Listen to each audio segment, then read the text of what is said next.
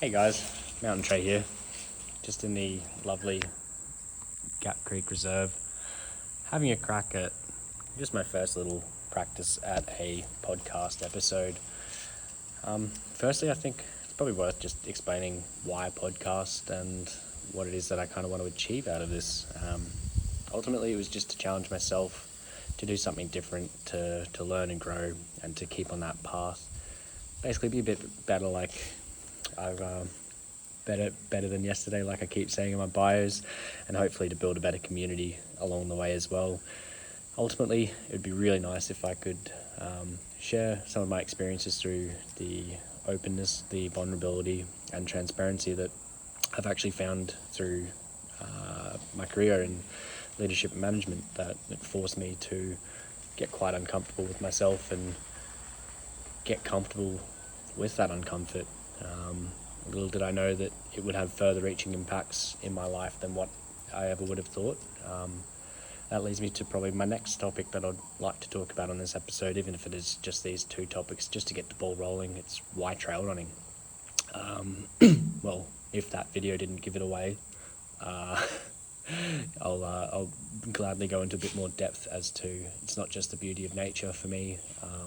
It was quite deeper than that, and again built out of that kind of mission statement that I really did need to challenge myself to grow, to change my current position, because the expectations that you put on yourself and the ideal person that you see yourself, possibly you might be looking at that through ego and might have other influences clouding your judgment, and that can be a bit discouraging for people, but they're looking around for confirmation that what they're doing is maybe right or beneficial, or maybe it's important, or ultimately people might just be looking for that purpose. And I think that's really what was one of the last kind of things I needed to fall in place for me, to keep that momentum going with all the change that I've built, that I might go into in some other episodes, and I've already said quite a lot in the past in different areas, but I might put that together in something a bit more succinct, possibly not linear. I don't think something like what I'd like this podcast to become is going to be as structured as what others might be. This isn't necessarily step 1, step 2, step 3, step 4. This will be very much maybe issues that I've encountered, problems to solve. Thankfully, I've already had quite a few conversations with some very close friends, and I was blown away by not only their desire to get on board and to help me with this, but that they had very real issues, that in a platform like this we could have a very open and real dialogue, and you could see some of the frustrations that we go through in our daily life and our desire to change, and what are, I guess, those common links between my little group of friends that I've grown quite close with over the years. What is it that makes us believe that we do actually have the power to change ourselves and the world around us, or at least get, again, more comfortable in being uncomfortable with our surroundings? And there might be some skills and some tactics along the way for people to pick up on and learn about. There might be absolutely nothing. You might just like the sound of my droning voice as I ramble on for hours on end about absolutely nothing and everything. Once I get started talking, I can get on a roll, especially when it's myself. Those narcissistic tendencies do kick in, which is why in future episodes I'll make sure that we bring some guests along for the journey and make sure that again those topics are quite engaging and interesting, as I don't think anyone's going to really enjoy some monotone person droning on for hours on end. That's just not what I'd like to listen to. I'd like to create something that, whether it's for the runners out there who just need something in the background, someone to keep them company on their long runs, or whether you're just doing house chores or getting the kids ready for school, hopefully there's going to be something in there for everyone. But again, ultimately this is for myself at the start, so hopefully that's something that through sharing this, I'm pleasantly surprised that more people can connect with and engage with. If not, at least I tried. There's really no hard feelings there. I don't necessarily have anything to lose with this. It's just obviously a lot to gain if, again, the desire to help change myself and help change those around me, as from what I have seen in my experiences and the different industries and different hats I've had the privilege of wearing over the years, there's a lot of common issues out there that would be lovely to talk about, and even just that shared collective experience that we've all just gone through, or a large portion of the world went through with COVID, and what kind of trauma there might be from that. We're still seeing the ripple effects going around society at the moment as we try and adjust to this new world that we find ourselves living in, and it can be scary for a lot of people. I can't necessarily explain all that stuff away. I certainly have a great interest in politics and geopolitics, but I don't think that's what this forum is going to be for, as much as it is the social issues and the fabric that makes up society, our social constructs, our moral fibre, our ethics. All of that might come up into discussion, but ultimately at the end of the day, race, religion, political ideologies, none of that really matters to me as much as it does being able to actually discuss that and understand that and learn from it. As some of you may have seen on my Instagram, I've posted just some of the books that have helped me on my journey with mindfulness, and that brief little dabble into understanding how the mind works. I, again, can't speak from a place of qualified mastery. I will only comment on my own personal experience, hopefully again reaching out to some very learned and qualified people I'd like to bring in on those specific topics, who will be more than adept at explaining to them in more technical detail, and maybe that's where we might get some more fundamental steps as to how to make change last. For me, I think it's more about the expression of self, about showing that vulnerability, about creating videos that I don't really see out there through my Instagram and YouTube, that we could dabble into toxic masculinity. As much as I've seen that change over the years, there's still a long way to go, especially within certain industries in particular. Very much in Australia, there's a very long way to go. Maybe ultimately there's a few tips that or skills that we could all kind of load up into our tool bag or kit bag as such, that might be beneficial for us in our personal lives. Hopefully even there might be some leadership qualities there that you see that might help you interact with your colleagues, or maybe even help defuse some situations where, once I get some friends on to have a chat, you'll see how quickly and how intense we can actually get when we debate. But then at the end of the day, we always listen to each other. We always try and find that commonality, or again, we try and pick apart each other's ideologies to understand in more detail just what options, what thoughts, and what opportunities there are to actually make a difference. As I personally don't feel like I've ever been attacked in that regard, but I do understand that when people are feeling insecure, anxious, like I often do, that if my anxiety is getting the better of me, it does very much feel like someone's attacking me for my own personal beliefs, and they're the things that I think could be really beneficial in this kind of video, that you'd be able to see just how many different strategies there are to employ and develop with practice over time. What I would love from the podcast is, what I've roughly said, just some more engagement, some more minds to throw at this. That I'm passionate about changing myself, I'm passionate about changing the world around me, and I'm curious to hear the stories from yourselves as well. That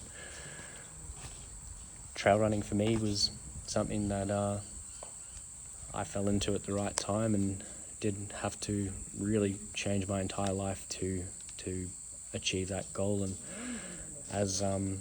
as people often say, the bigger and scarier the goal, the more uncomfortable it is, the more opportunities for growth that there is.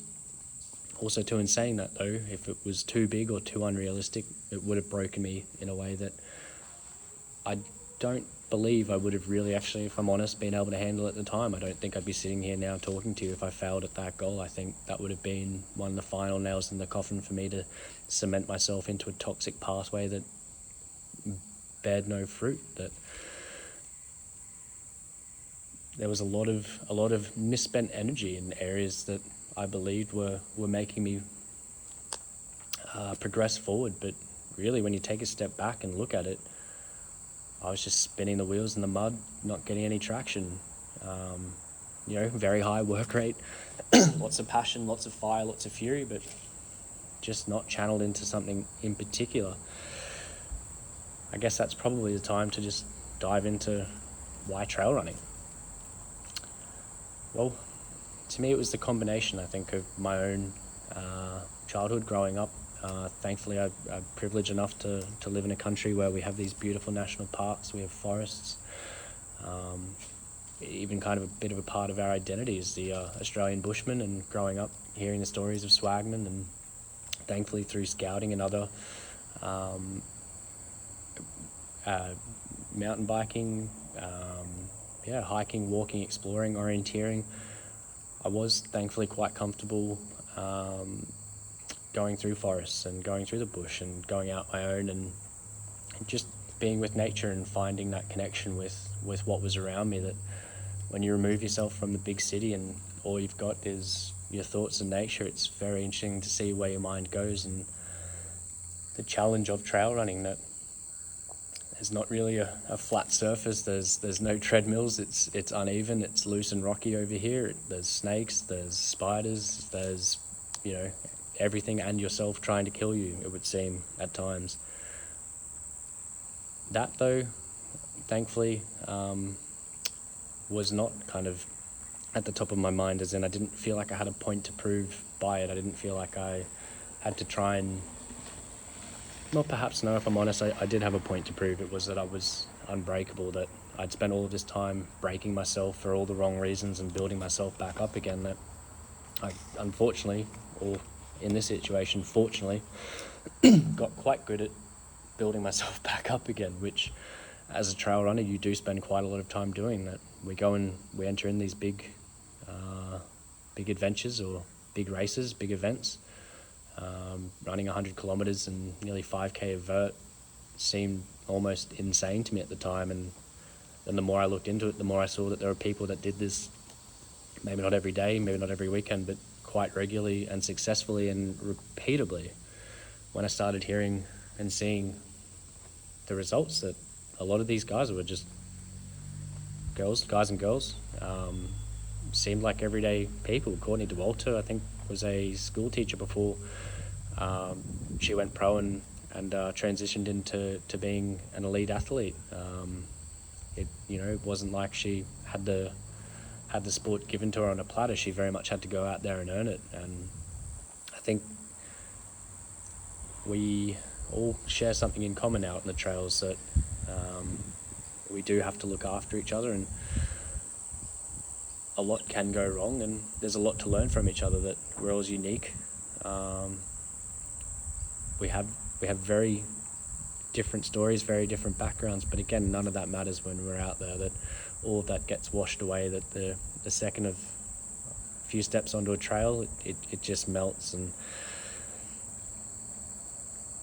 my mind just drifts to an experience I had on the weekend where, if anything, for me, and this might not be the case for everyone, you might think I'm being a bit over dramatic, but it does almost get quite spiritual. That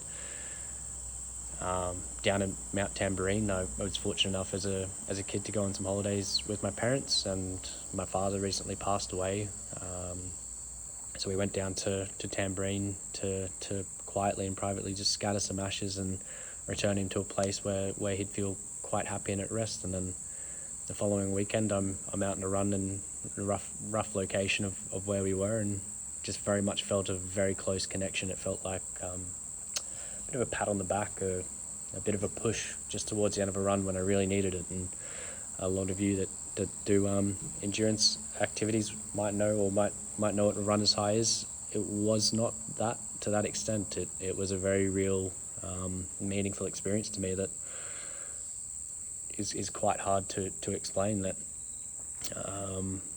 obviously in a accumulation of emotion being released in a way that was quite positive and rewarding, that it led me on this wonderful run through some amazing scenery, and again quite a challenging run, even for an easy run. I was obviously feeling quite proud and happy with myself that I stuck to my plan. I didn't overdo it. I didn't get sucked into competing or to racing the couple of elite ultra runners I was with. I was just very thankful to be on that run with them and have such friendly and lovely, I guess, local guides taking me in and showing me around. And I think, again, that's why trail running for me, that there was no judgment in that moment. I received brutal honesty back from Jesse, who I was running with at the time, and if anything, he opened up and shared some stuff himself. And I think that's what I'm trying to say. It's just, trail running can be something that is bigger than just left foot, right foot. It doesn't have to be. It can just be about the trails. It can just be about nature. It can just be about the beauty of trees, of leaves, of animals. Again, this is just my take on trail running, that I've had more of those experiences trail running than basically any other sport. And I have had troubles with addiction in the past, predominantly alcohol, as much as I've funnily enough probably smoked cigarettes for nearly 10 years as well, and did not have the same kind of issues that people have quitting nicotine that I did have with alcohol. That took more from me than what it ever gave me. And thankfully, at the time of getting into trail running, I'd been sober for a couple of years at that point, and I was very much looking at, I think, a bit of a watershed moment where I knew that if I could get through that event, or hoped if I could get through that event, that would put enough distance between who I was and who I was becoming. And it took me quite a long time. I couldn't even call myself a runner for a long time. I very much struggled with imposter syndrome. Even though I'd look around and I'd see my running gear, I'd see runners on, I'd be able to go on Strava and see a wealth of data showing me that, in fact, I was a runner and I was running. None of that mattered compared to what was running around in my head at the time. And I had to do something to break and distance that cycle. And to me, 112 Ks and 5K of vert in some of the most beautiful surroundings that we've had, surroundings that I was comfortable with, that I'd grown up with. Again, mitigating risk, mitigating stress. Very anxious person. I knew probably about 3/4 of that run by the time I got to do the race. Ideally, I would have trained on every single every single inch of that trail if I was looking to race it. But I was very much just had the goal of finishing and completing a race, that an event. I keep saying race. It is a race. In my mind, you really are just racing against yourself and your own ability to get across the line. As from what I've seen out there's not too much, me versus you attitude. I've had more experiences where I've been in pain or someone else has been on pain physically or mentally out on the trail, and you stop, you walk with them, you run with them for 5, 10, 15 minutes, however long, and by the end of it, your feet are moving, your head's moving in the right direction. Those little pain points and pressure points, they just melt away, they wash away. You realize what really matters. And even now, I think I'm struggling to find my voice. I don't feel quite confident. I understand I'm on camera. I understand there's people around me. There's a kookaburra that just caught a worm. It's very difficult for me to slot in and slip into that mindset where I'm expressive, because I feel like I'm filtering myself. I'm in public. If I was in a quiet room, I'd be a lot more emotive, but I'm giving this out to the world. So in my mind, why should I not feel comfortable? Where a couple of years ago, I ran through and spent quite a bit of time in that toilet over there on the Brisbane Trail Ultra, because I was having gut issues. I lost about 5 hours to my hip being slightly out of place and some gut issues, because that big scary goal went from 0 to 112 kilometers in a little over 6 months, which I don't recommend doing. Longevity is very much the game with this, that I want to be doing this when I'm 70. Again, another very meaningful moment for me was on one of my first trail runs I did through Trail Running Association of Queensland out at Mount Glorious, that I think at that point I was very nervous. I was taking it quite seriously. Still had a fair bit of ego and bravado, but very nervous. Could I even do it? Did I have any right to do it? I didn't know anyone. I turned up on my own.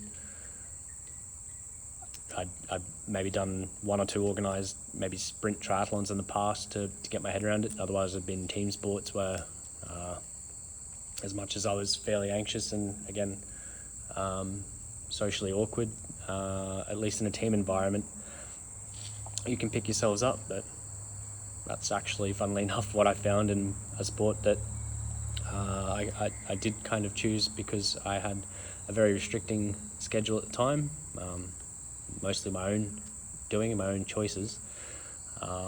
Again, at the time, those choices felt like the right ones for the right reasons, but were not leading me down this path. They were leading me further away from it, and that disparity was causing such a rift internally. I couldn't see it for what it was.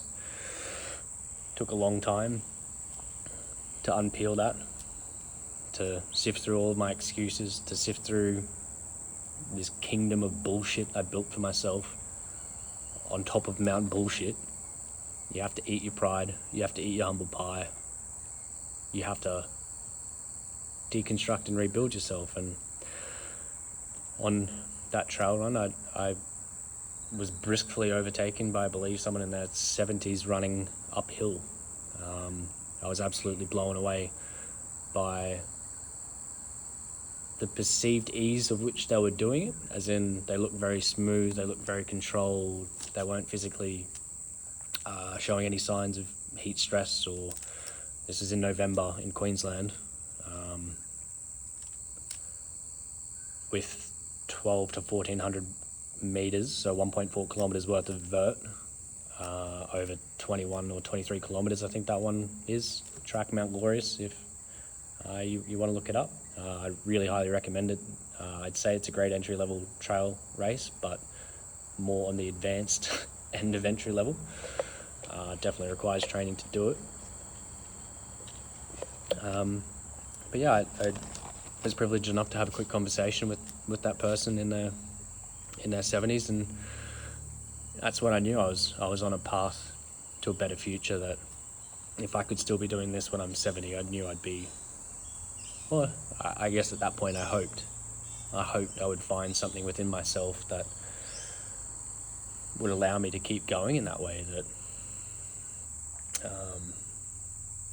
I just didn't feel that the path I was on was leading me anywhere other than the same of what I was getting, and I wasn't happy with it. So why continue it? And literally, there's this trail in front of me. Why not open up that door, walk down that path, and see where it goes? And made every mistake I could on that first trail one. Ate too much the night before, drank too much and ate too much on the run. But at the end of it, I had a smile that, for the first time in a long time, didn't take a chemical to induce other than one I could produce myself. I was grinning ear to ear. I had a non-alcoholic beer at the end of it. I've never tasted a beer that tasted so good. And I understand that as an alcoholic, that's probably the dumbest thing I could have done, but in that moment I'd monstered? I'd conquered that monster. I'd put that beast in its place. From that moment on, I knew I had something that an addiction couldn't take away from me anymore. And I think addiction's probably the right word for a lot of things, even in terms of mental health, that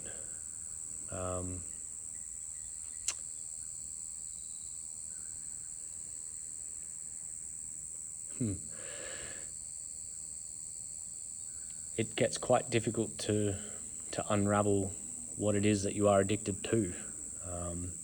As I said, in many instances from my own past, I know you don't see it for what it is until either someone shows it to you or until you break free of it. And then once you start putting a little bit of distance in between you and where you were, once you get that momentum rolling, once you get the legs ticking over, one step turns into 2, 3, 4, 5, and away you go. It's just having that confidence to give it a go, and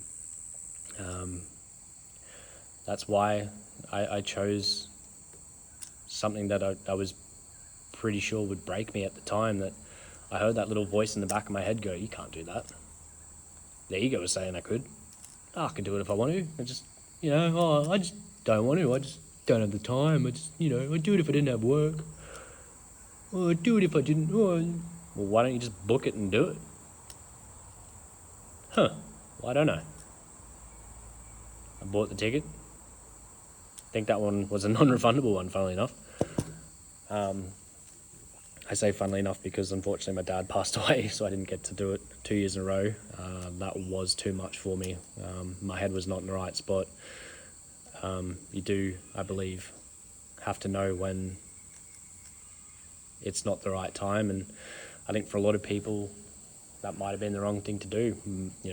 Push through, do it for his honour. Well, that wasn't my situation, and he wouldn't have wanted me to push through and break myself in that way, if that was the outcome. What I did do was spend the time with my mum, spend the time with myself, with Jenna. What I did do is work through my grief so that now I can be sitting here after, how long have we been? Wow, time's starting to fly. Must be 8 or 9 months nearly, and I can talk about Dad and still feel him, but now I feel the best parts of him, and that's what taking that time in that moment to go, actually this thing that I really love doing may not be the best thing for me right now, because it may break me in a way where I wouldn't feel comfortable coming back. And again, I'm perfectly happy for people to disagree with me. I'd love to have that discussion with them to understand why it is that they so adamantly believe that, when I guess now in hindsight I have tangible evidence to show that I made the right decision. The real world concerns with that kind of mindset that you're in with grief, I would, not you guys, for myself, I would have neglected my own pain, I would have neglected my nutrition, I would have neglected sleep, I would have neglected everything, wrapped it all into ego, into finishing that race, not finished it, DNF'd, failed, and gone backwards even bigger, badder.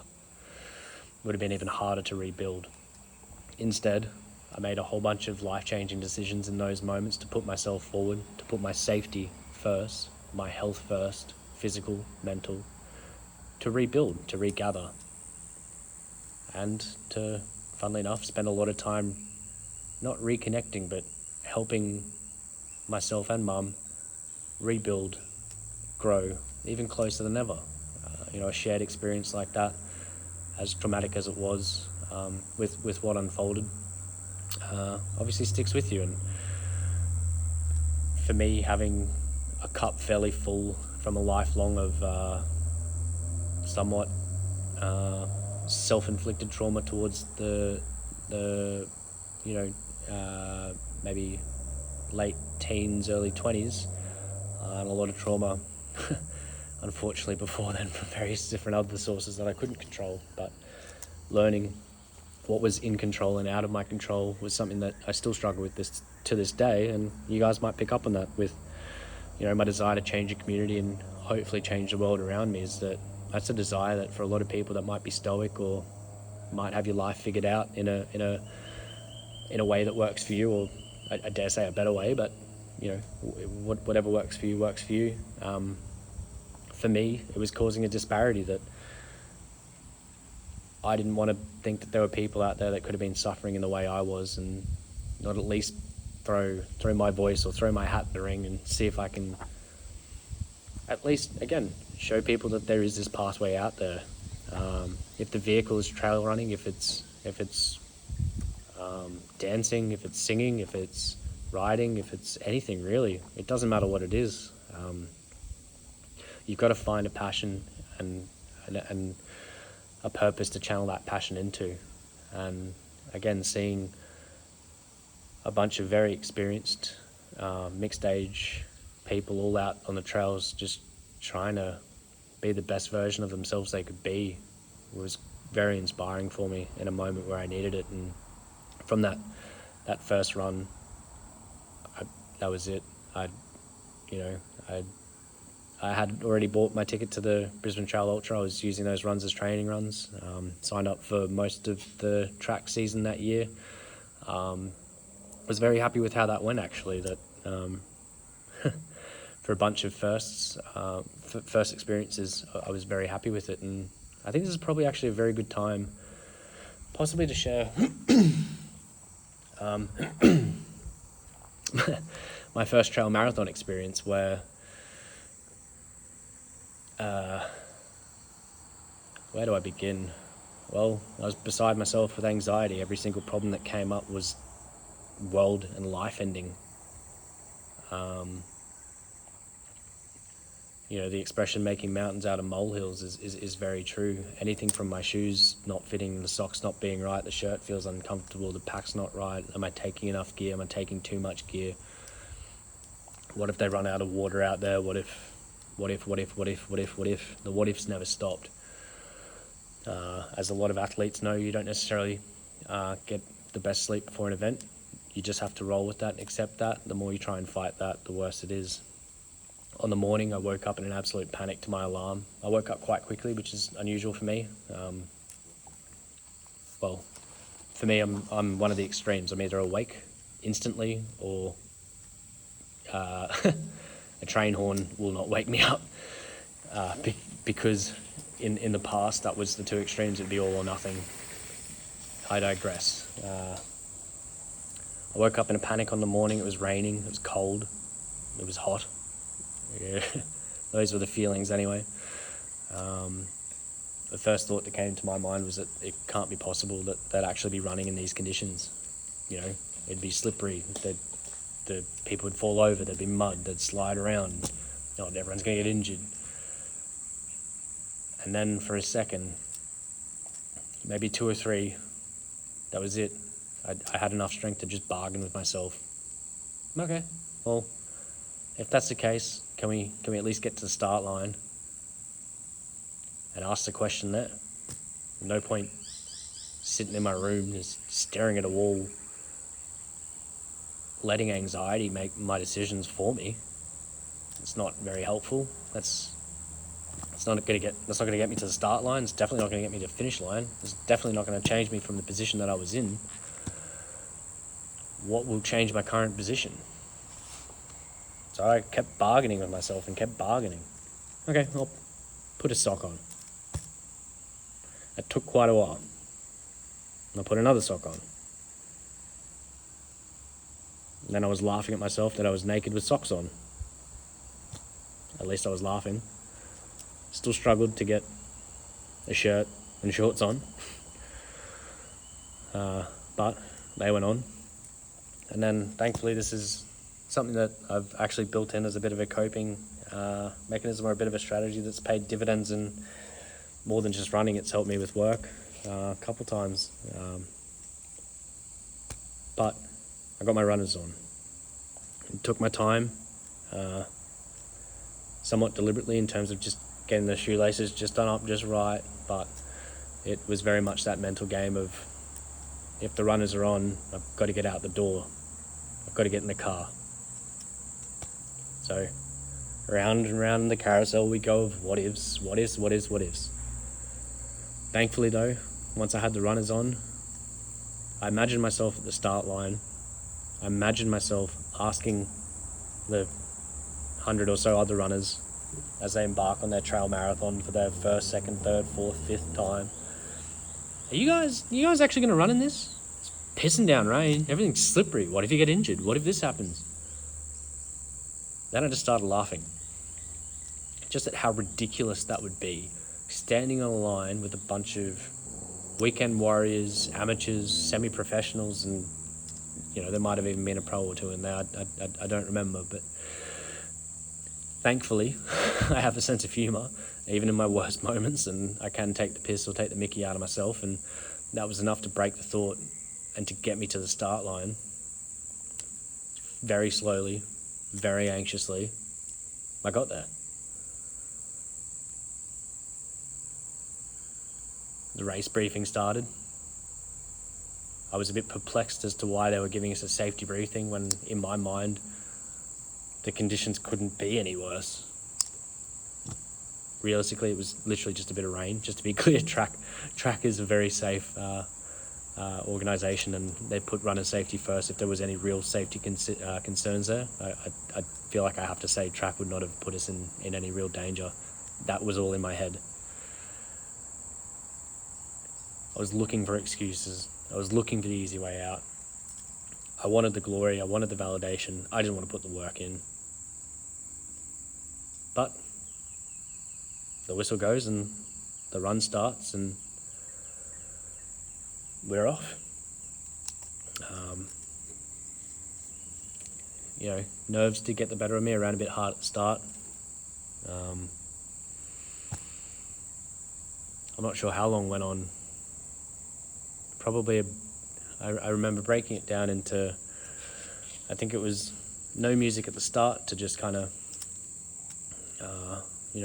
ride that run as long as I could off the power of my own steam, or so it felt. And then the back end, when I knew I'd be probably struggling with the elements, as in if it got hot, if fatigue set in, any pain or whatever popped up, music would be something that would give me that extra edge, which I'm sure it is for a lot of us in day-to-day life. It very much helps with running, obviously, and exercises. I'm sure a lot of people, now I think about it, probably don't exercise without music, but for me it's very much a tool I try and use sporadically.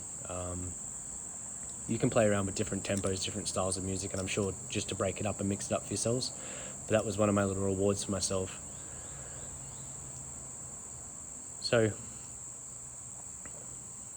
I'll skip through the run a bit. I don't need to go into too much more detail there. I'll just get to the point that's relevant to this. That probably about 36 k's in a bit of pain at this point.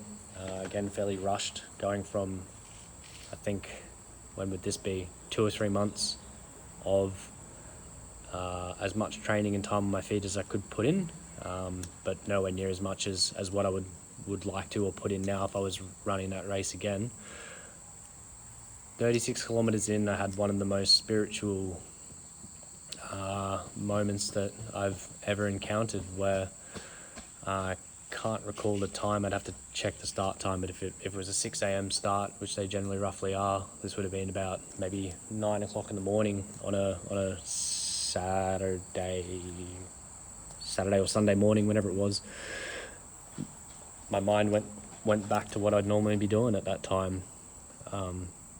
Normally, as in 4 or 5 years ago, I would have been passed out asleep, snoring to the point that the house would have been shaking, in or near my own vomit or piss. Who knows? I wasn't necessarily that bad all the time, but that was very much on the bingo card of dumb things I would wake up to find myself had done. That this very much was that watershed moment even then, where, well, it was building to it, I would say, where this is very much where the sensation of a runner's high kicks in. That I had obviously a good endorphin dump, but funnily enough, the way I describe it is, for those of you that are Harry Potter fans out there, the Goblet of Fire, when Harry's teeing off with Voldemort around the portkey, and he gets a bit of extra spiritual support from all the people that Voldemort had killed in Harry's life.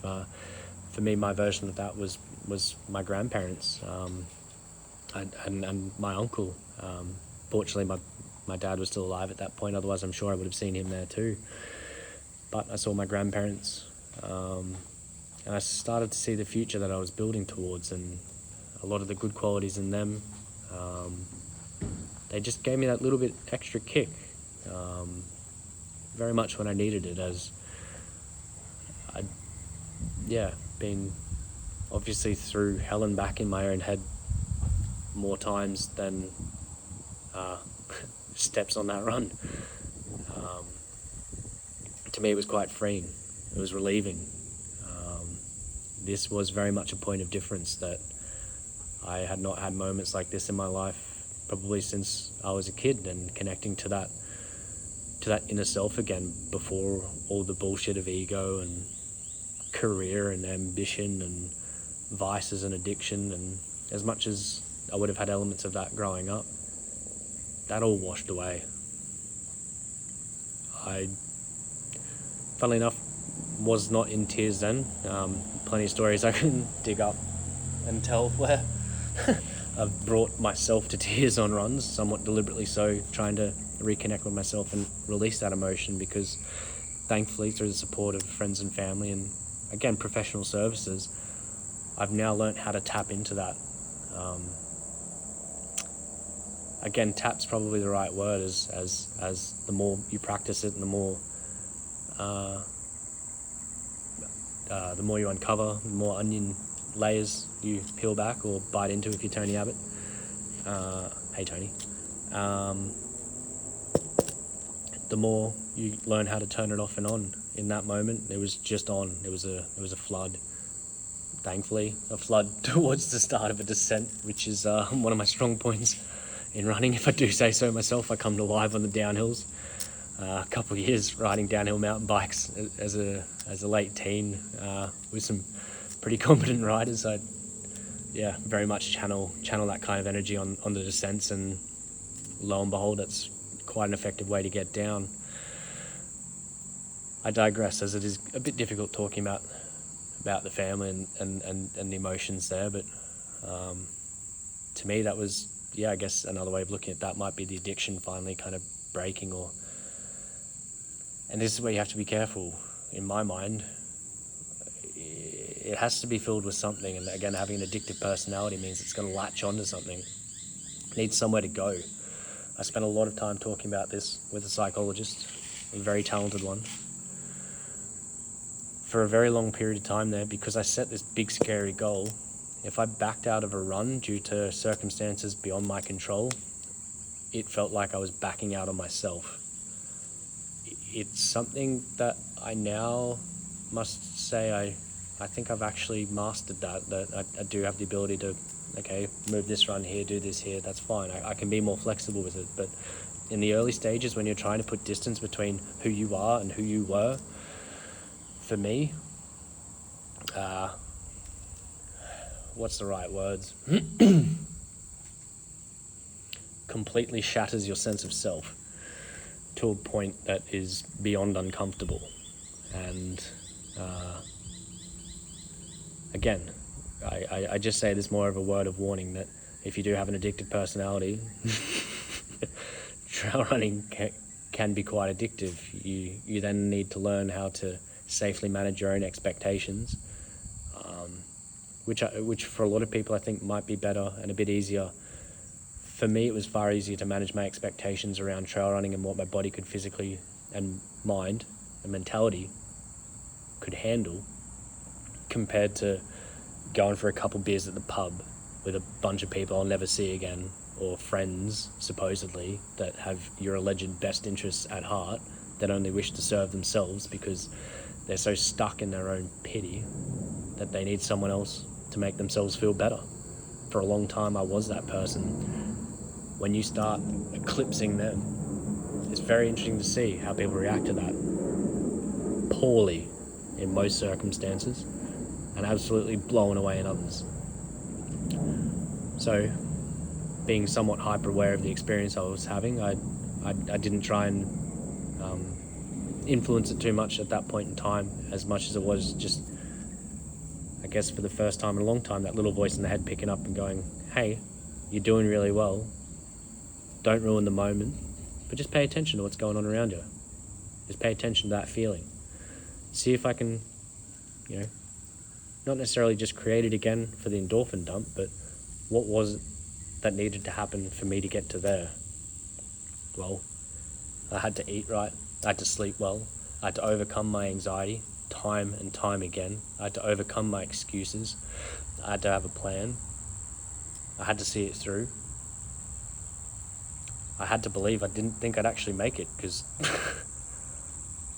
believe might not be the right word. I think I tried to believe I could always make it, but I very much did have the very real concern that I couldn't achieve it. That, you're looking at the checkpoints and going, well, if I can get to here, at least I can pull out and they can get a vehicle there and get me out.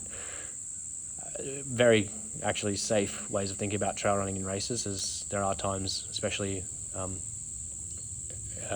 on trails, where vehicle access may be an issue, and they are things to factor in. On an organised run, not necessarily your concerns, but they're looked after for you. But when you're planning the run, I was planning to finish. I also am the kind of person that needed to know that just in case there was, well, plan B, C, and the parachute plan to get myself out of there safely if I needed to. All of this would have happened in the space of probably 30 seconds to a minute. Just feeling my body loosen up a bit. It's just being on camera, I think I'm still a bit tense, but relaxing into it the more I talk about something that I'm comfortable and familiar with. Trail running, funnily enough, and mental health. I think that's the crust, or the crux of that story, though. That was one of many moments that trail running has very much helped me with my own anxiety, with overcoming my own excuses and showing me what they actually were. That making an excuse because of a bit of water on the ground, probably not a real concern when you've got trail runners' shoes on that grip through mud. You could use trail poles. You can walk. No one's making you run. There are cut-off times, but they're quite generous. So then what was it? Oh, it was me. Well, who controls me? At that point, it didn't feel like I did have control. I had moments where, when I was regaining control in a positive way, it actually felt like I was watching things from third person. It felt foreign. The good decisions didn't feel right. The bad decisions didn't feel right. Stuck in limbo. Stuck in this paradox of what is right. You get so used to a routine, you get so used to a moral compass that you think is again bringing you closer to what it is that you want, and you don't even know what you want. So again, just a more positive example of some of the many challenges that trail running can throw at you. And I'm now just realizing the time and that I've rambled on about, I guess, why trail running and what I want from the podcast. I don't really feel like I've been as succinct, as emotive, or as expressive as what I could be. I think there's a lot of work to do there. That, again, there's been people around. I'm in a public space, not exactly as comfortable as what I could be, as much as I'm in one of the spots that has been a source of great comfort and reward to me at Gap Creek Reserve. Growing up in the Gap, spent a lot of time, riding, running, and walking through here. I remember even early on with a very close mate going on the other side of a hill that I hadn't been on before and getting completely spun out at the back of Chapel Hill. It must have been confused that I thought the ridgeline that we took put us a bit closer to the Indooroopilly side, not Chapel Hill. So for those of you that know Brisbane, you'll understand, but basically an hour or two extra worth of riding when we thought we had a 15-minute one. Probably one of the first times, and again, he won't mind. Adam was very experienced out in the bush, had a wealth of experience, excellent rider, and we had a great time. That was one of the first few times I saw how important nutrition was. That we stopped, grabbed an oat bar, some sugary goodness, had a bit of a feed, and then just watched the emotion and the panic fade away. Oh, I've got energy again. I can get myself out of this situation. Actually, that does lead me to another fun topic as to why trail running. So when I was in Switzerland, Jen and I were on holidays. We were having a great time. Running was obviously a big part of the holiday for me. That the last time I was in Europe, I spent the entire time shit-faced, looking at monuments and exploring and chatting to locals, and I did have a great time, if I'm honest, and I still saw a lot of history, and wasn't exactly drinking all day, but very much feel that my experience was, well, at the time I thought it was enhanced, as we often do. Oh, I'll have a couple of drinks, everything will be fun, it'll be more enjoyable. Yeah, no. Just gave mum several thousand heart attacks, as I think, just for an example, the night before we were going to go to the Vatican to meet the Pope, I got shit-faced in Rome and told the Roman, what do they call it, the Cabinari, that I was staying in Hotel Albania, and they thought I was staying in the country Albania. So I spent the next half an hour going round and round in circles, insulting them about being on the wrong side of the war. No hard feelings though, right guys? I do love the Italians. They know how to take a joke. Every time I'd say something silly like that, I'd give them a cigarette and they'd all laugh. So, no hard feelings. They knew what Banda is. Mum, on the other hand, was beside herself. Not her first rodeo though, in the world of dumb things I've done. I think she knows that story. She knows I was out all night and pissed anyway. So I wasn't staying in Albania, I was staying at Hotel Albania. I just must have been that shit-faced that, I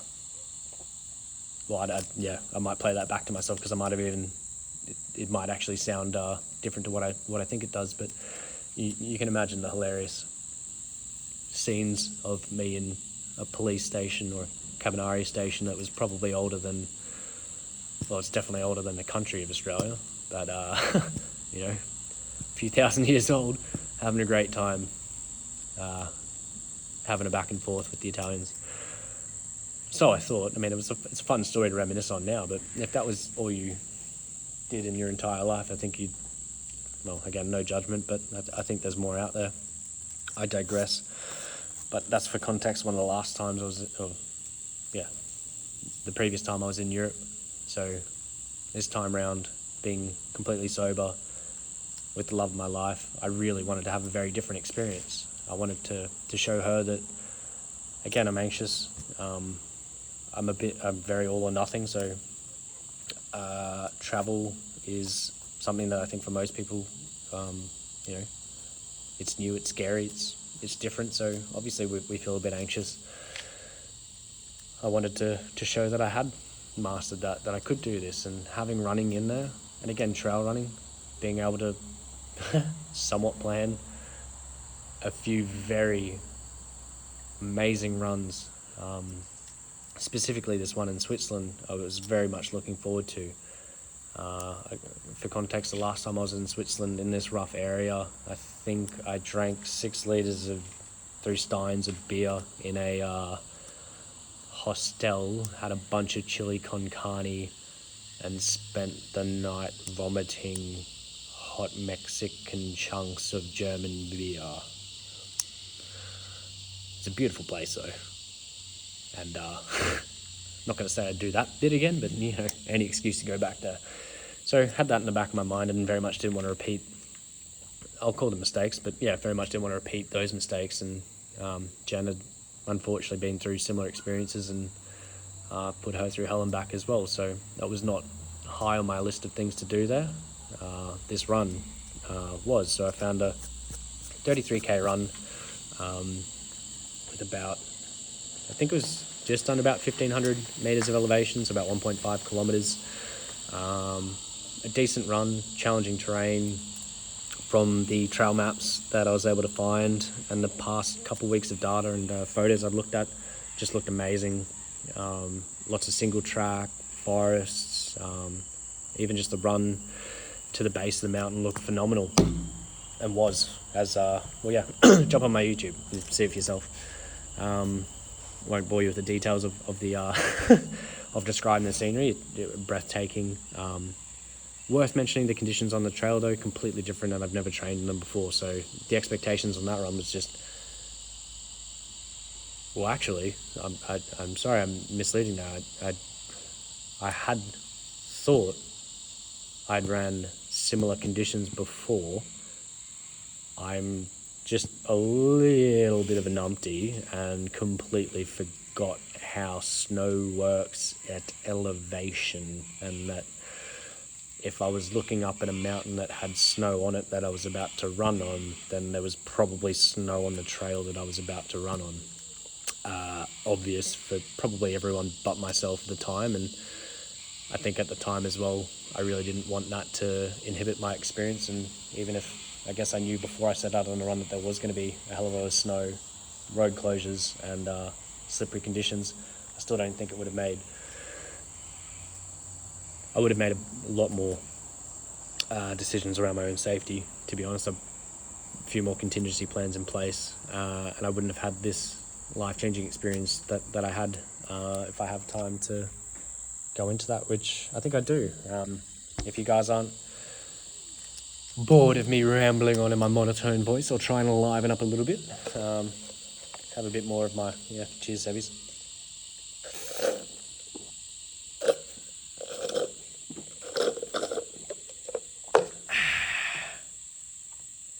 Carbs. Got to run tomorrow too. Track. Can't wait. Right. So yeah, would have changed some things around, but conditions being where were you? Too excited from the sugar.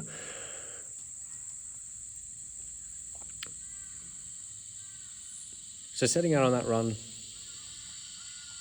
even the first few steps, it's kind of hard to leave, to be honest. I was staying in a beautiful hotel. Jen's experience as in the hotel industry, she's just amazing with picking hotels. Just beautiful. Again, I think there's some photos up, or have a look at Interlaken. You'll see what I mean. But leaving a nice warm hotel when it's 0 degrees, and again, snow on what I thought was the top of the mountains. Bit hard to get out the door when you're wearing shorts, a raincoat. Yep, shoes obviously, but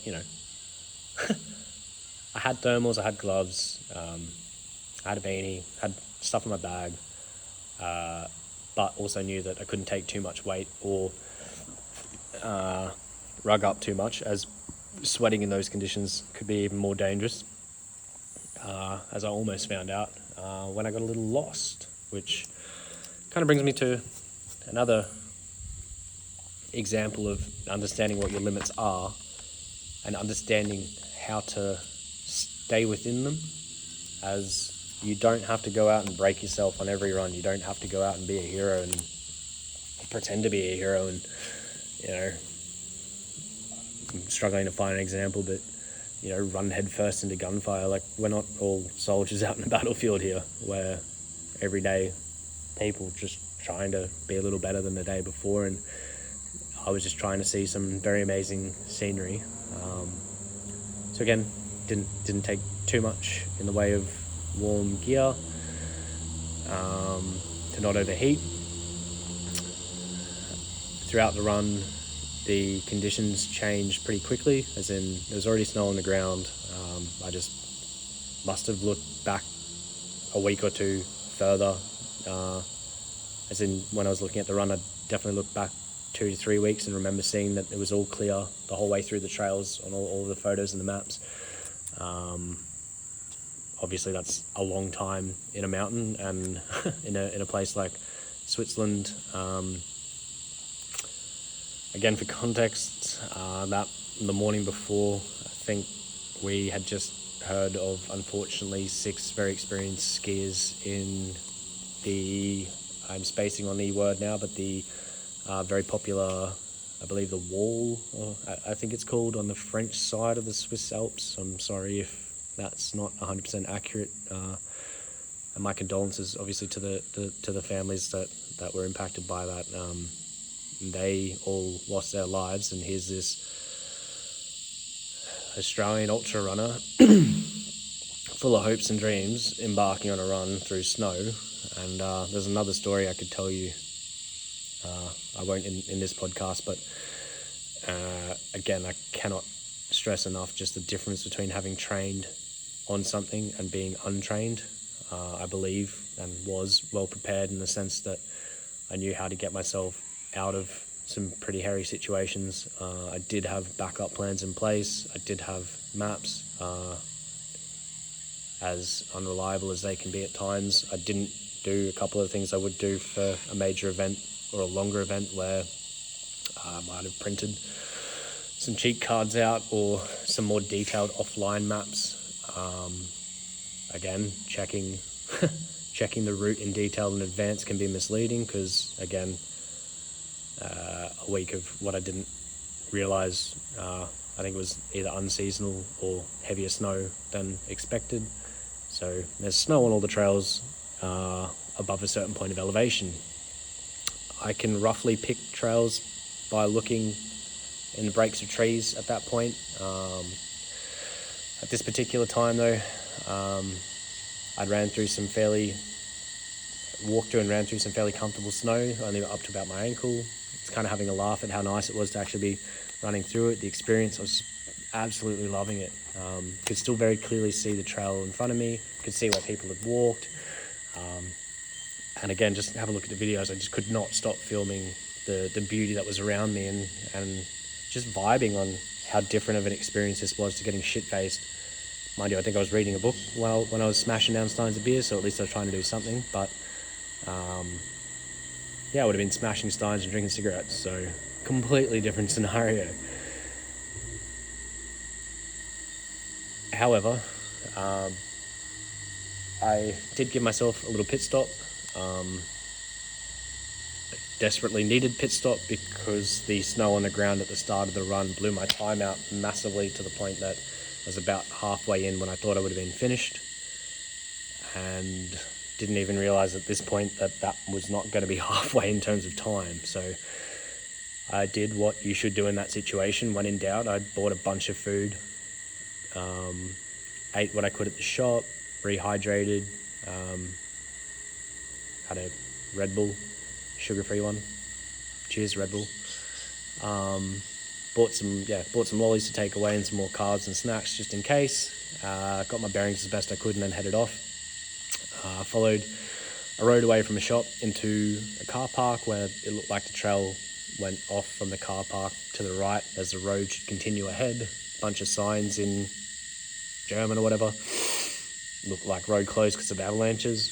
Figured it's probably not where the trail would go, but at the same time, the mountain ridge and the trail and the road all looked like it did the same hairpin turn at that location, so I couldn't distinguish between on the map which was the trail, which was the road, and the mountain itself, and then translating that to what was physically in front of me when it's about 2 to 6 foot of snow. 6 foot being what I found was rolling berms, 2 to 4 foot being some of the sections of snowfall. Snow falling from the trees, ice falling from the trees. At that point, I was more concerned about ice falling and smacking me in the back of the head. Feel free to correct me. Those guys get to run the snow, but that may be a very real concern. At the time, that felt like a logical concern to have. Not one where I was making excuses not to persevere. And that was one where I knew to reel myself in and go, hang on, you ain't in Kansas anymore. Or Brisbane even. So again, panic stations set in. Am I doing the right thing? I'd contacted Jen, so she wasn't worried. Hey, time's blowing out. Things aren't going the way they should. Don't worry. I'm all good. I'm having fun. I'm safe and sound. But double my time. Don't be nervous if even that blows out again. I had no reception outside of what was close to the shop, knowing that I still had another 17 odd Ks to go where I wasn't going to have much reception if things didn't go my way. So I did what I could do. I controlled what I could control, which is myself. Took another minute. I'd refueled at this point already at the shop, so you got to pick something. You can't just stand in the car park. It's either keep going forward or turn around and go home at that point. And at that point I had not experienced what I'd set out to experience, so we persevered. I persevered. 2.5 Ks down, road closed to snowfall and avalanche. Didn't quite seem right to me at the time, but it was the easiest path to quickly eliminate in my mind. You go out 2.5 Ks the wrong way, you got to go back 2.5 Ks. So going out was fine. It was slightly downhill. Probably why I chose it. Felt like the easy option. In trail running, it's never the easy option. So yeah, went 2.5 Ks the wrong way. The road looked a bit sketchy. Could have actually followed it around to another town and linked up to another bus there. So did have a lot of different ideas floating through my head at the time. If I did continue down the wrong path, I'm not oblivious to my insanity. I do try and mitigate and control everything, as I've said probably too many times already in this episode. I can't stress it enough. Took some photos, took a minute to appreciate where I was and not wallow too much in self-pity as I kept making wrong decisions after wrong decisions. Again, first time in those conditions, instincts are good, but sometimes you got to temper them. On my way back though, funnily enough, it's just starting to rain. Funnily enough, I found someone having very much the same or similar experience that I had running my trail marathon, where they were releasing emotion. A bit confusing. I don't speak any other languages, and even English is a struggle for me at times. This is probably about 2 kilometers back, so we're close to the car park. I'm feeling a lot more confident at this point that I'm not going down the wrong path, that I'm going back towards safety. And here's this lady in her 60s just absolutely wailing like I've never heard before. Wailing like you're in the middle of nowhere with no one around, because I didn't have a car there. The car park was empty. Obviously she thought she had a quiet moment to herself, and here comes this Australian half dripping in sweat, concerned and confused. And look, it was a very real moment. I was very concerned for her. I couldn't quite understand what was going on, as I don't speak the language. She saw me and continued, so that, as much as I'm probably looked a bit crazy to her wearing a bloody raincoat and shorts in snow, she seemed quite crazy. That's not the right word. She didn't seem crazy. She seemed emotional and like she was releasing emotion, but you can imagine after being on a trail for a while with nothing but your own thoughts, when that's the introduction back to civilization and humanity. Confused, perhaps, to say the least, is a better way of saying that. And concerned for her. So I asked as clearly as I could, "Are you okay? Is there anything I can do for you?" All I managed to get out of her was, no, she's fine. She does everything for everyone else and no one does anything for her. And I saw that as a bit of an opportunity. I was like, well, look, is there anything I can do for you now? And she brushed me away again, saying again some things in German I didn't understand. So the brush away was more physical, like it was more like, no, it's okay. We went around for a little bit, but I didn't really want to cramp her style. She didn't seem like she was a risk to herself.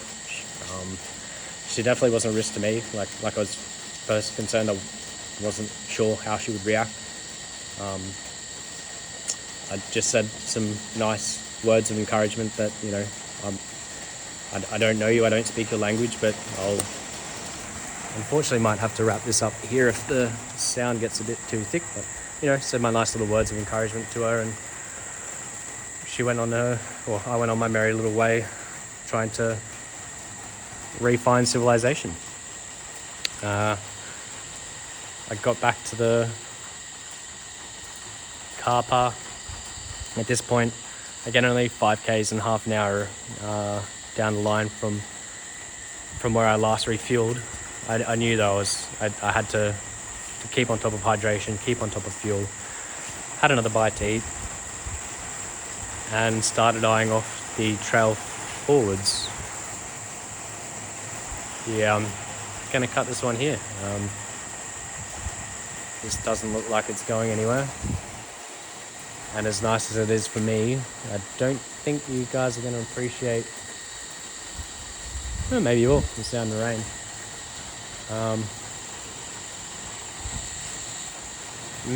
An hour 10 I might get this out just so it's out, and then I can, I can who knows, I might even redo this whole episode when I get home. At least I've got it out. Although it's frustrating even for me. Round in circles we go again, right? Second guess. We've made a decision, let's get it out.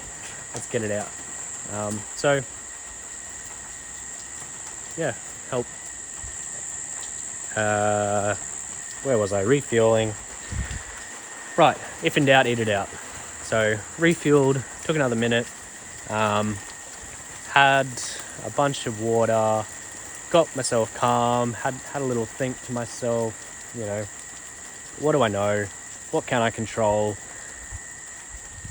What can't I control? Eliminate out what I can't.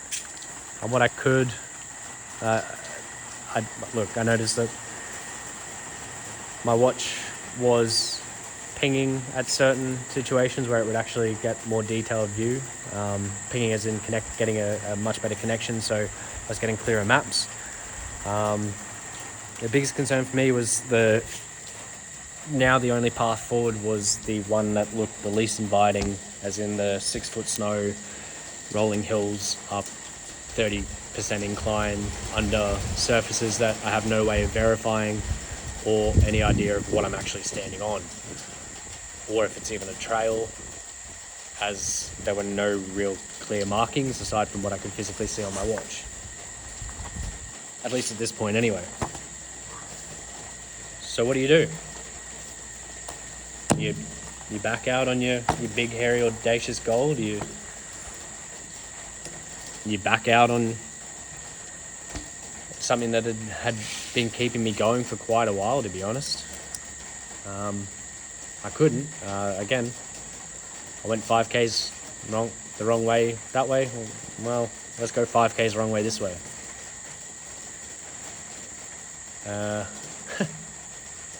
First few steps was kind of relieved. I only kind of sunk in down to about my knee into the snow. The falling ice and snow didn't seem as bad. The wind must have dropped off a little bit in that time. As I got about 10 to 15 meters into the trail, my watch actually started to again display clearer maps, and it looked like it might be one hell of a scramble, but just a very hairy section of snow up a 30 to 40% incline.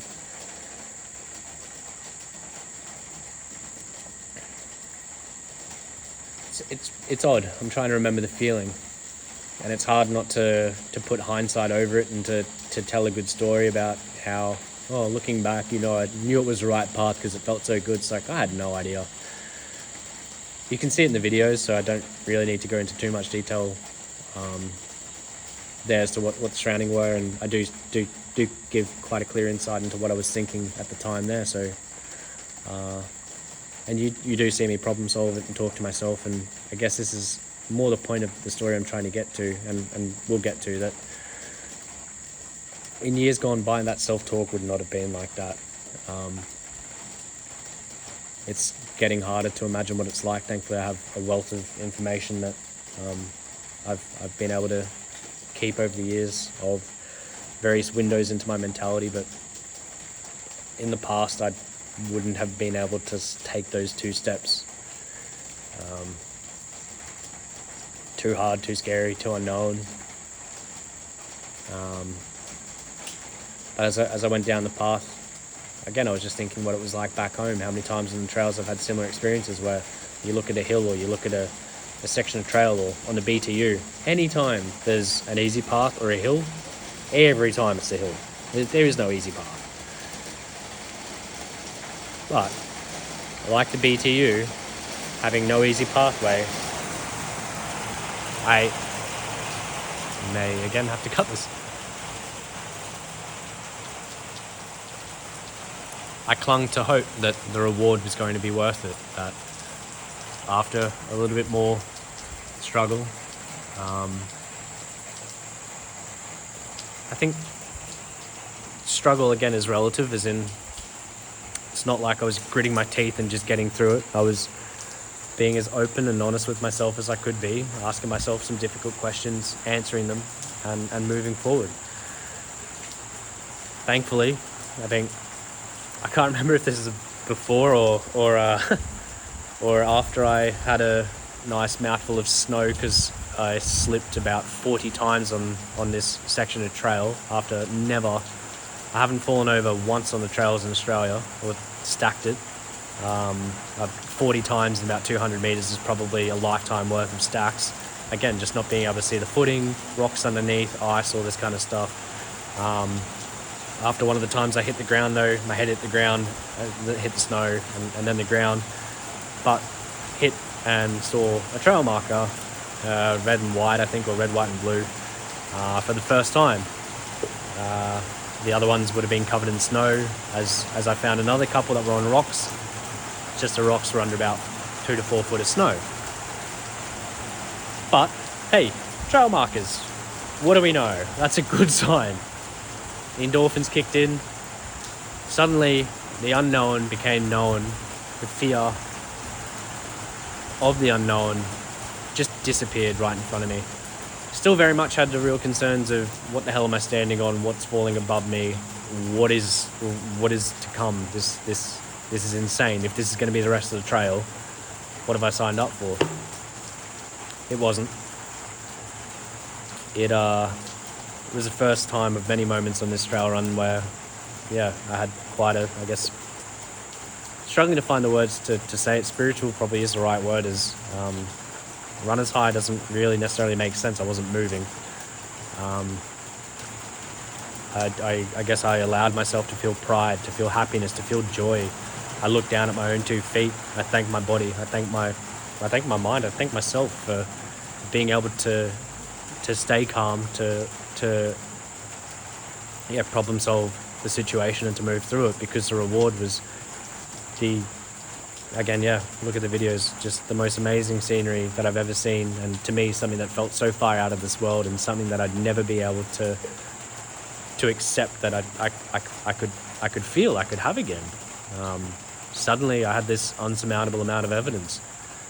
I literally climbed a mountain, and from this point on had a bit of a sticky beak at the watch and the elevation profile for what was to come. A few rolling hills, but that was most of the vert. So the mountaintray had climbed the mountain, and just funnily enough, it just coincides physically and mentally, I guess spiritually. Yeah, and an endorphin dump, an epiphany, a reward. I kind of wanted to keep going out of excitement, to keep pushing through, I can run again, great. I stopped, I slowed down, I took it all in, I filmed it. I didn't get a BTU that year, I missed out. That was that watershed moment again. So the previous year was BTU, and I'll probably dedicate a whole episode to that, because the reason why I focus on this one specifically, this little aspect of it, is I think more so that I've got tangible videos where people can refer back to and go, oh, that's what he was talking about. So a bit easier for me to relay. And look, that's not where this run ends. The real runner's high came probably half an hour down the road when I'm running along a ridgeline, and all I can see is cloud below me, and all I can feel is, the weight of the world at my feet, when previously it was crushing me from the inside of my head down. That next section, so after that little moment, to again just give myself a pat on the back, to calm down. The fear had gone. Don't let the excitement can be just as challenging and even more dangerous as it can be blinding. So again, I'm not necessarily out of the woods yet. I was just on a safer section of trail, and a section that I felt more comfortable with, harder surface, a bit more runnable. Okay, cool. Well done. Let's get jogging.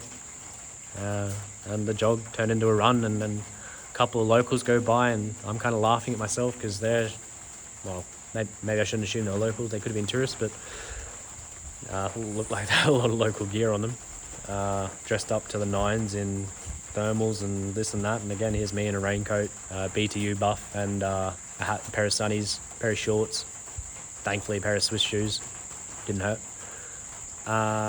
running through sections of trail that they were using poles to get through. So again, I let the ego come out a little bit there, but the way that the ego came out was, hello.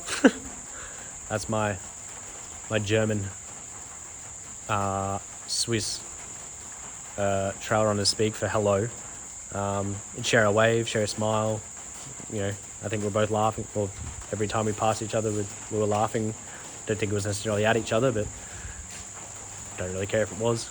We're all out there, having our fun. On that note though of that runner's high in that section of trail, running that ridgeline, that is where I kind of, I'd say I'd turn that tap on, or at this point I kind of feel like I really still hadn't quite mastered it yet, but very much closer to understanding how to turn that on and turn it off, and how to delve into that feeling and emotion and try and release it in a way, and leave that part of myself on the mountain, leave that part of me that was here last time, shit-faced, making excuses, wishing I could do something like this, and still a happy-go-lucky and caring and considerate person. It wasn't that I was necessarily, I was destructive towards other people unintentionally, but I digress. Again, just trying to channel all of that and leave that up there. So that runner's high went on for what felt like an hour. As I was running along this ridge with the mountains literally at my feet and the clouds at my feet, not the whole way up the mountain, just far enough to, and far enough above the surrounding mountains to have that sensation. Again, lots of lovely interactions with locals. There were some kids when I got to the road. I'm not sure if they're at school or on holidays or whatever, but luging on their skateboards down the hill, just having a great time. And it's just lovely to be able to, run past, hey, how's it going? And they're, waving back. And I've got to say it, but again, it feels like ego saying it, but they were just impressed to see someone out there running up it. And I was just impressed to see a bunch of kids playing a skateboard like I would back home, just with a bit of snow and ice on the ground, having a great time. Then the descent back in, and this might be where I try and get this little bit out and then work on wrapping it up, because I've somehow talked for nearly an hour and 30 when I didn't think this would go for much longer than 5 to 10 minutes, and I hope I haven't bloody well rambled on, because I just don't feel as expressive as what I'd like to be. But again, first one, so here you go. This is a self-talk. I'm trying to be constructive, but I'm also being quite negative on myself. It can be productive. You can use it. I can look back on this. I can take notes. I can make improvements, and I will create something that I'm at least more proud of. I don't know if it's going to be any better. It doesn't have to necessarily be better or worse. You don't have to like it anymore. It's just getting comfortable with myself and what I put out there. So the descent back in, again, quite happy at this point, knowing that I'm getting closer to back to Jen, back to warmth, back to civilization. And I just love running downhill. I love running trails. I love running downhill even more. I haven't released them yet, but there's a couple of I will have probably by this time this is out. A couple of sections where I'm basically running down a hill like a little bunny rabbit, because I've got to take these double steps and hop, just because my feet can't stay in one spot for too long, because the ice and snow will make them slip. So you got to take these really quick steps. And I was just having flashbacks of playing football and football drills, and every every positive moment in my life that led me to there, where, again, in the past, that freight train of negativity would have rolled through the station, plowed through every barrier that was there. In this case, it was the positivity sinking in of, like, how to overcome the physical obstacles that were in front of me, and, again, how to temper my expectations, because there are quite a few times there where I centered on surfaces that found out the hard way probably shouldn't have. Again, controlled risks, and that's all part of the fun of trail running. But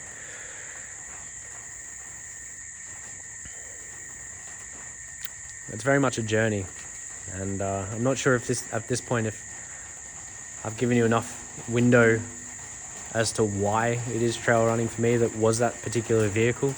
It is these kind of moments. I'm not going to talk the whole way back to the hotel, but it went well, obviously. Ended up safe and sound, very proud and happy with myself. The other good bit about running is a whole bunch of food. So got to eat a bunch, rehydrate, and very much felt like I'd earned that time to rest and relax and enjoy the rest of my holiday. And funnily enough, the rain's easing up again, and my motivation to keep going continues. Funny that.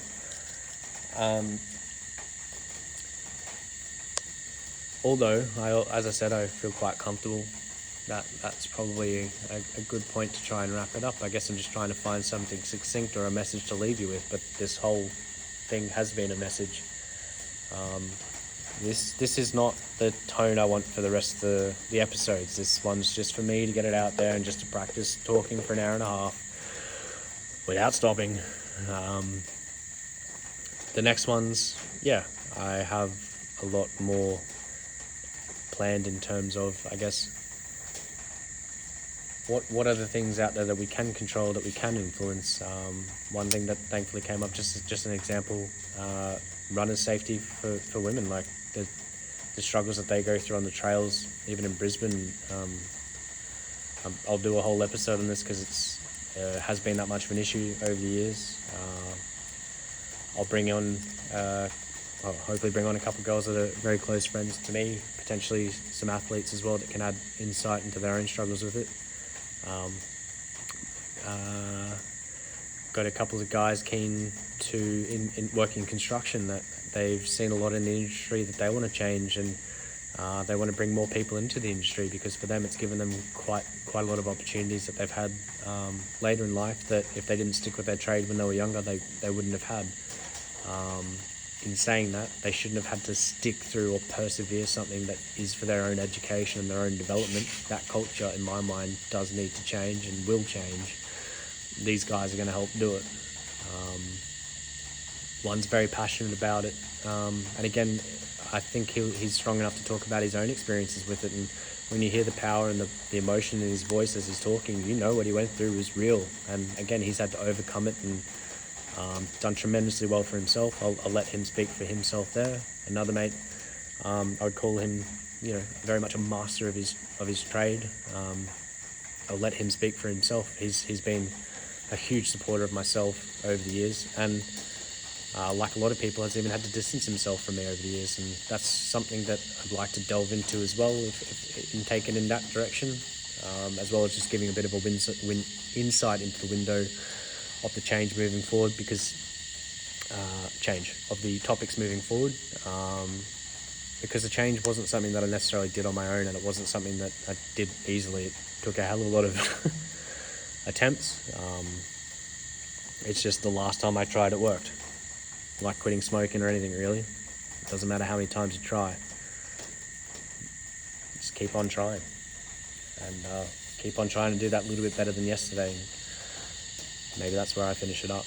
Hopefully together we can build a better community. Hopefully together you guys can give me the ideas that I could talk, I could research, I dare say investigate.